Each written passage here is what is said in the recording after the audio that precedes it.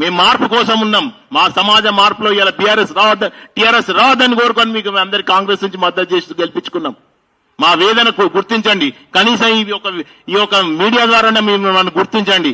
మీరు చేసే సంక్షేమ పథకాలు వద్దంటలేం, మీరు చెయ్యండి సంక్షేమ పథకాలు, మేము ఎప్పుడు కాదు. కానీ మాకు కూడా ఇతోధికంగా మా పెండింగ్ బిల్లు ఇచ్చే ప్రయత్నం చేయండి. మీకు ఎప్పటికీ మేము రుణపడి ఉంటాం. మమ్మల్ని ఎందుకు మీరు 14 నెలల నుంచి మేము ఎదురు చూస్తున్నాం. సింగిల్ పేమెంట్ లేదు. ఎవరికన్నా వచ్చింది? ఏ డిపార్ట్మెంట్ వచ్చిందా? Nobody received any payment from department.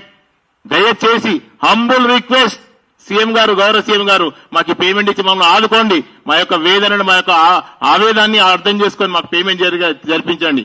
ఈ నెల 31లోగా ఇవ్వకపోతే మా అధ్యక్షుల వారు మేము అందరూ కలిసి ఒక కార్యాచరణ ప్రవర్తన చూస్తాం. దాని ప్రకారంగా ప్లాన్ ఆఫ్ యాక్షన్ చేస్తాం.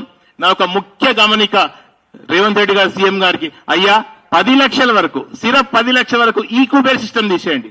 అట్లీస్ట్ 10 lakhs వరకు ఈక్యూబేర్ సిస్టమ్ అవుతే కనీసం మాలాంటి చిన్న చిన్న కాంట్రాక్టులు మనుగడ సాధిస్తాం. దయచేసి చేతులెత్తి అందరి తరఫున నేను మొక్కుంటాను సీఎం గారికి. ఎందుకంటే మాకు అత్తే అపాయింట్మెంట్ దొరికే పరిస్థితి లేదు సెక్రటరియట్లో.